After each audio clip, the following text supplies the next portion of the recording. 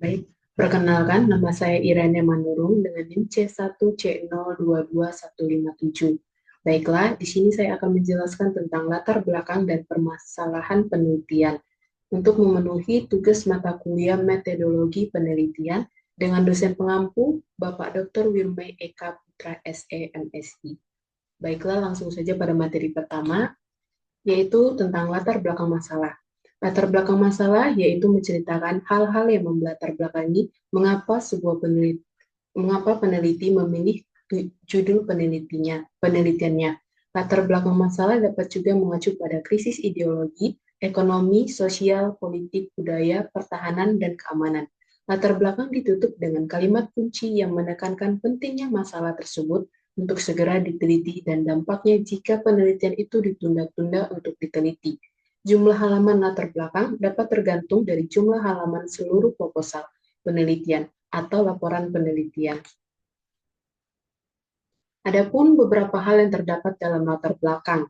Yang pertama yaitu kondisi ideal yang mencakup keadaan dan yang dicita-citakan atau diharapkan terjadi. Kondisi ideal ini biasanya dituangkan dalam bentuk visi dan misi yang ingin diraih.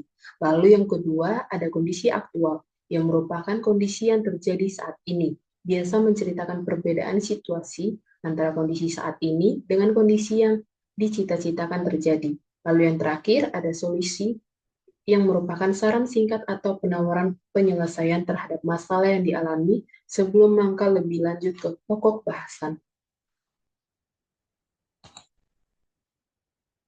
Lalu materi yang kedua yaitu identifikasi masalah. Identifikasi masalah ini ialah merupakan upaya peneliti untuk mengeksplorasi berbagai kemungkinan pernyataan yang dapat diajukan dan relevan berkaitan dengan variabel penelitian yang dipilih. Jumlah butir pernyataan tidak dibatasi, sepanjang memiliki relevansi dengan variabel penelitian tersebut. Masalah penelitian akan menentukan kualitas dari penelitian, bahkan juga menentukan apakah sebuah kegiatan bisa disebut penelitian atau tidak. Masalah penelitian secara umum bisa kita temukan lewat studi literatur atau lewat pengamatan lapangan, seperti observasi atau survei. Masalah penelitian ini didefinisikan sebagai persyaratan yang mempermasalahkan suatu variabel atau hubungan antara variabel pada suatu fenomena, sedangkan variabel itu sendiri dapat didefinisikan sebagai pembeda antara sesuatu dengan yang lain. Lalu materi yang ketiga yaitu merumuskan latar belakang.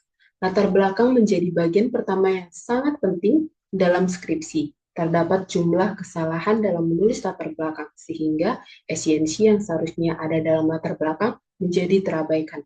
Bahkan lebih buruk dari itu, seperti beberapa mahasiswa bimbingan skripsi terlarut dalam topiknya sehingga tulisannya menjadi kurang fokus. Adapun beberapa hal-hal yang harus ditulis dalam latar belakang penelitian. Yang pertama yaitu paragraf yang digunakan mengatakan pembaca tentang awal mula permasalahan tersebut timbul atau muncul. Yang kedua ada gejala atau fakta yang dimana menunjukkan adanya masalah.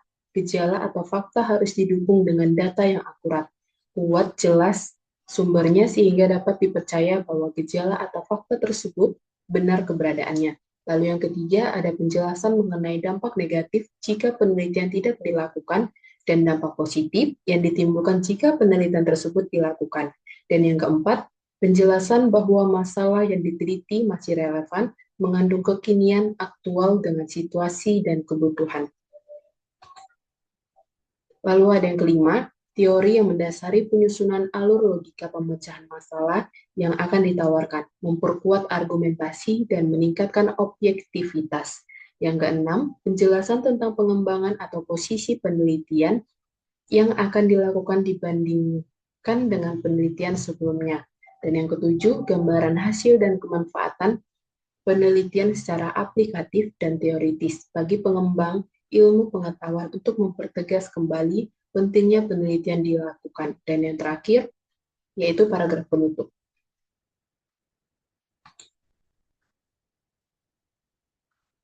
Materi yang keempat yaitu merumuskan masalah. Perumusan masalah dalam penelitian disebut dengan research problem. atau dikenal juga dengan istilah pernyataan penelitian, yang digunakan untuk menjadi panduan dalam penyusunan instrumen penelitian. Pernyataan research problem ini disusun setelah penelitian melakukan pembatasan masalah, sehingga pernyataan penelitian terfokus pada masalah yang ingin dibuktikan atau diteliti lebih lanjut.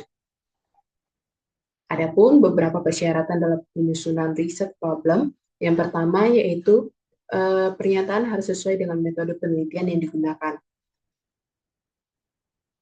Atau pada penelitian kuantitatif biasanya menggunakan kalimat tanya, apakah, seberapa besar, dan lain-lain yang berorientasi hasil. Sedangkan pada penelitian kuantitatif biasanya menggunakan kalimat tanya, tanya, bagaimana, mengapa, dan lain-lainnya yang berorientasi pada proses.